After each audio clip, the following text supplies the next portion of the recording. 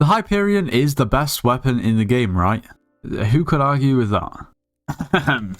You see, when people refer to a Hyperion, they don't really refer to a Hyperion.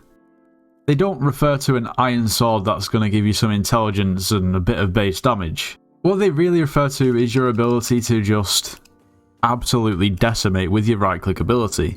And of course, said right-click ability is the product of, well, 3 different scrolls dropped from floor 7. And sure, you can only apply those scrolls to, well, a Necron's blade.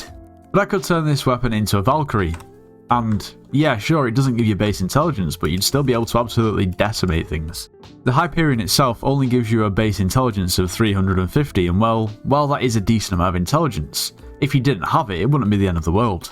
And when you realise this and start to think about it, you kind of do have to question why people use the Hyperion so much. The 3 scrolls alone will set you back around about 780 million coins. Add that to the Necron's handle, which is 835. Add a few other bits that you need to craft it, and you've already sunk around about 1.7 billion coins into this weapon before you think about enchantments or anything else. A good Hyperion, realistically, is 1.92 billion coins. For a decent one. Well, for a good one, let's say. But what does that tell us? If you have, let's say, 2 billion coins to spend on a weapon, of course that means that you have to have everything else on your profile, and then have 2 billion coins spare to throw at a weapon. Then you are not going to be an early game player, and you are probably not going to really need that extra 350 intelligence, realistically, in the grand scheme. Naturals, why does this mean that the Hyperion isn't the best weapon in the game? Well, it might still be, but we'll have a talk about that in just a moment. But before we do, if you are planning on purchasing anything from the Hypixel store, make sure to use code Nitros, as you get 5% off. Also, you should subscribe to the channel. We're actually going to aim for 100,000 subscribers before the end of next year. It may happen, it may not, it'll be difficult, but if you do watch videos and you haven't subscribed, you know what to do. And finally, you should join the Discord server, it's linked in the description of this video. We offer slayers and dungeon carries, so if you need carries or want to carry and make some coins, make sure to join. Anyway, on to what I was saying before. For instance, we have this storm setup here. It's a good storm setup. There's much, you could have much worse. It's gemstoned, it hasn't got great gemstones in, they're just decent. It all has wisdom 5. It is recombobulated, it's got the right reforges, it's got decent wither goggles to go with it. It's a decent storm setup. You can get better, you could also get way worse. So if we go ahead and equip our storm setup, maybe we'll switch to a pet like a level 100 sheep, making sure that we have the sighted power stone on, all of our stats tuned to intelligence. We already have almost 5k mana. We have 4.8k mana, and if you were to go into dungeons, this would scale, and you would still have well over 10k, maybe even probably closer to 15. What I'm trying to say is, with this setup, and I guess maxed out alchemy and enchanting, which you would probably expect from someone who can afford Hyperion, mana's not really a big issue for you. It just isn't. You're not really going to run out. Oh, but in specific situations you may run out. Probably not going to run out though. Especially with an overflux. We can take that up a notch. Say for instance, if you have some Aurora, this is pretty good Aurora. I mean, it could be better. We're using the wither goggles again.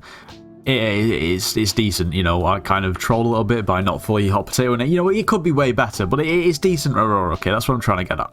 With the same setup, we equip our Aurora with everything else. We have over 5k mana. We've got 5.3k mana. Same situation here. We have more mana than before. Mana isn't an issue. We have mana regeneration. We're absolutely fine.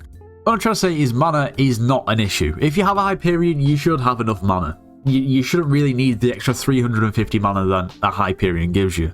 Of course, you end up with more mana from it because it's, well, first of all, it's reforged, it's recombobulated, so the reforge gives you more of a buff. It's got the right gemstones in with perfects. We're getting a decent amount of mana from the Hyperion. We have 642. Each click of the Hyperion is 120 mana, meaning that the extra intelligence from our Hyperion, what gets us around about 5 extra right clicks, let's say. In the time it's taken us to right click 5 times, are we going to have regened 120 mana? Maybe we get 6 extra clicks.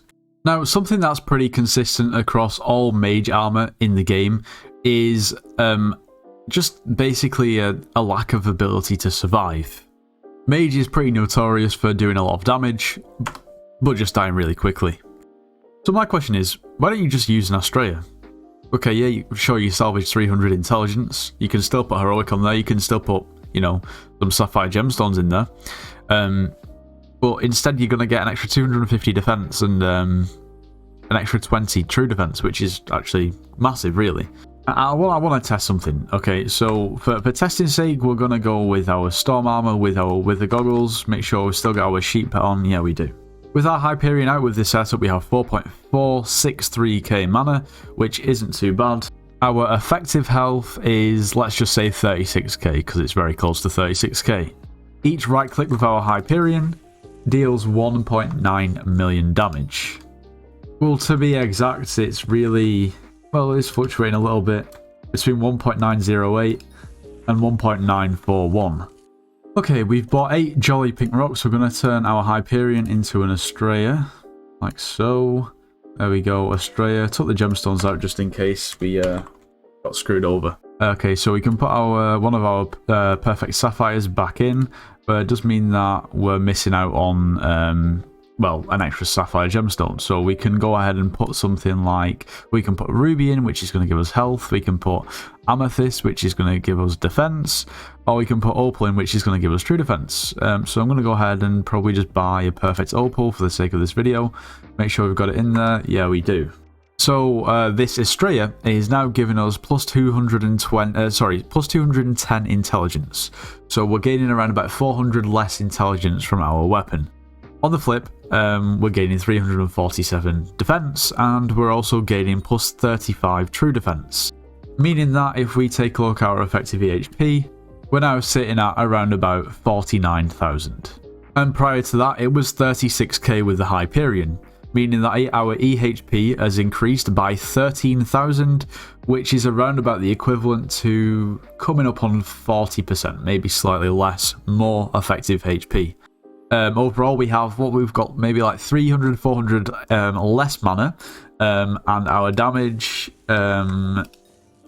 is 1.8 million.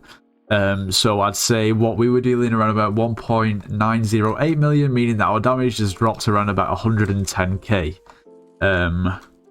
Obviously, there's slight fluctuation, so I'd probably say between 100 and 150k less damage. Which isn't really that bad. I mean, what we can take away from this is our damage has dropped maybe like 10%, but our EHP has increased by 40%. Of course, this is a trade-off that you're going to have to calculate and see if it's worth it for you, considering if you can already survive all of the time, then maybe it's not worth it, and maybe that extra intelligence and that extra 10%, or maybe not even quite 10%, is it? It's not 10%, it's 5% damage.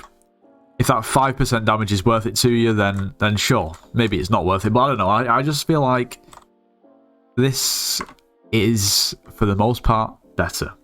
I mean, I'm just being honest. It doesn't mean I'm going to use it, because a Hyperion is a Hyperion. At the end of the day, a Hyperion is iconic and Astraea just isn't. And don't get me wrong, there's no point in using a weapon because it's quote-unquote, well, iconic, but a Hyperion is a Hyperion. But as I was saying before, realistically, you're probably going to have enough mana if you have a Hyperion. If you don't, then I don't know what you've done. Whereas survivability might be, and probably is for a lot of people, still a relatively pressing issue, and I just think for that little of a damage reduction and that much of a EHP increase, probably worth it in 90% of cases. Obviously, if you're really, really endgame, and you can survive regardless, and you are just a tank, then sure, have the extra bit of mana. I mean, it's probably not going to really matter either way. Now, having said all of that, if we go on the AH, we have 1 page of Hyperions, 2 pages of Hyperions, 3 pages of Hyperions, 3.5 pages of Hyperions. In comparison, there's 2 Astraeas, meaning that many, many, many more people use a Hyperion over an Astraea, obviously, or else the amount on the market would be much more similar. It's a tricky topic, and I think it kind of does tear people apart in terms of their opinions, considering it is just an opinion at the end of the day, and I can not really argue with you saying that either of them are better. Of course, that completely depends on, I guess, your situation in the game and so on. Let me know what you think in the comments. Which one do you personally think is better, or can you just see it from both sides? Anyway, if you did enjoy today's video, make sure you leave a like, subscribe if you're new, and I'll see you in the next one.